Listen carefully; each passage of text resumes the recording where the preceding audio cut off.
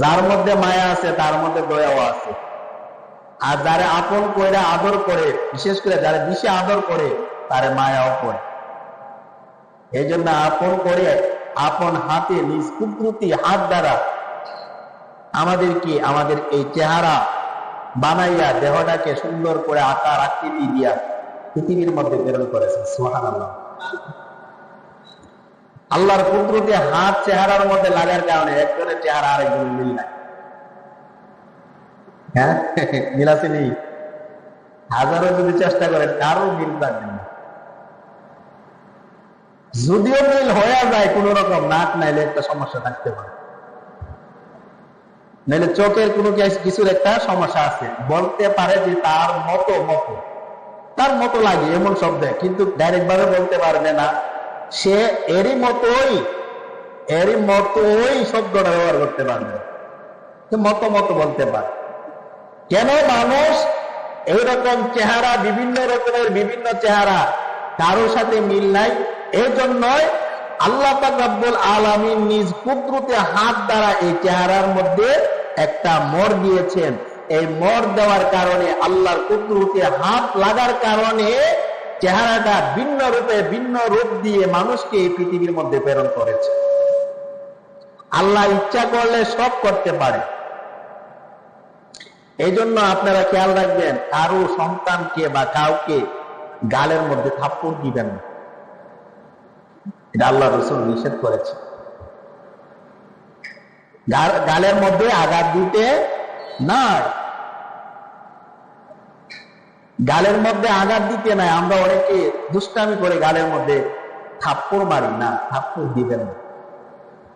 এই জায়গাটা খুব এমন একটি জায়গা, অন্য অঙ্গ প্রত্যঙ্গর চাইতে এই জায়গাটা দামি সবচাইতে।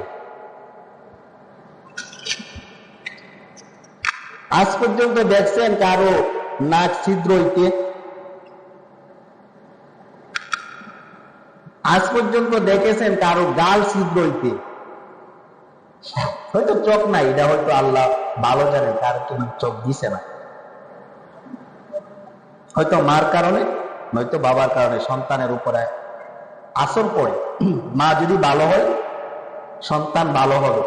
মনে রাখবেন, মা বাবা যা করবে সন্তানের উপর তা পড়বে।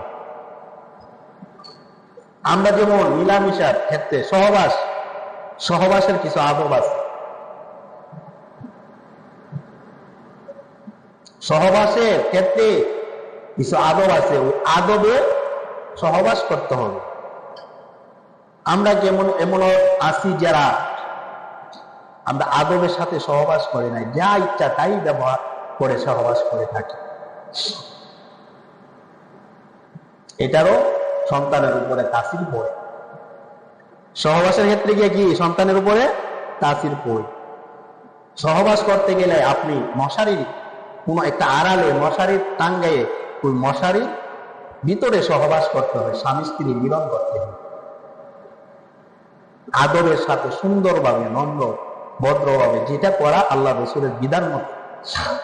আমরা এটা না করে উল্টা পাল্টা করি। এই জন্য সন্তান সেরকম, মা বাবার কারণে সন্তানরা কেউ বোবা হয়, কেউ চোখে ডিস্টার্ব হয়, কেউ হাত ডিস্টার্ব হয়, কেউ কোনো অঙ্গ প্রত্যঙ্গ নষ্ট হয়, একমাত্র মা বাবার কারণে। আমাদেরকে মায়া করে বানাইছেন, মায়া করে বানাইয়া এই পৃথিবীর মধ্যে প্রেরণ করেছেন কে? আল্লাহ সুবহানাল্লাহ। আমি চিন্তা করি মধ্যে মধ্যে, কোথায় ছিলাম? রূহ জগতে ছিলাম।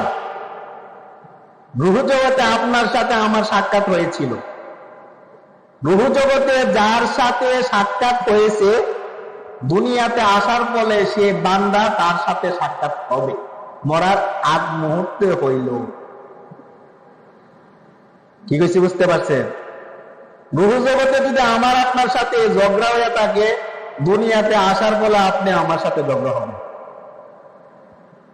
রূহ জগতে যার সাথে বন্ধু ছিল, এই জগতে আসার ফলে তার সাথে বন্ধু হবে, মিল আছে ধারাবাহিকভাবে।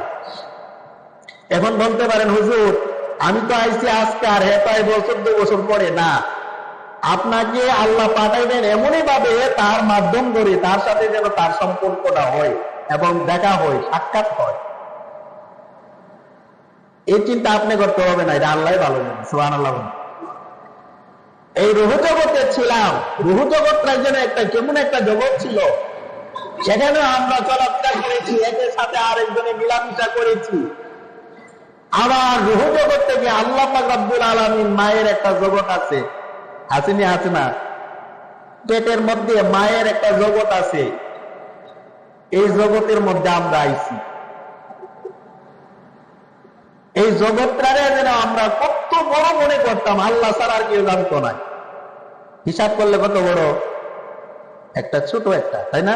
মায়ের পেটটা আমরা দেখি না, অল্প একটা। কিন্তু দেখা গেল আমরা ওই পেটের মধ্যে জগতের মধ্যে থাইকা মনে করতাম কোন কিনারা পাইতাম না। যে দিকে চোখ যায় সেই দিকে মায়ের পেটের জগৎটা তদ্রুপ বড় দেখা যায়, কোন কিনারা পাইতাম না। তারপরে আমরা কোথায় আসছি? পৃথিবীতে এসেছি। সুবহানাল্লাহ। পৃথিবীতে আসার পরে আমরা নিজে খাদ্য গ্রহণ একা করতে পারি না। একা কি আসার পরে নিজে খাইতে পারছি না? একজন মাধ্যম করে খাওয়াইছে। কে খাওয়াইছে? মা। সুবহানাল্লাহ বলে। জন্ম হওয়ার পরে দুধ দিছেন মা। কথা কন না কেন? আপনি যখন জন্ম হয়েছেন, এই পৃথিবীতে আসছেন, তখন উঠতে দুধ দিচ্ছেন নি? দেখবেন অন্য অন্য প্রাণীরা, মানুষ ব্যতীত একটা গরু অথবা ছাগল যদি বাচ্চা জন্ম দেয়, সে একটু না একটু পরে দুধ মারে। মারে কি মারে না?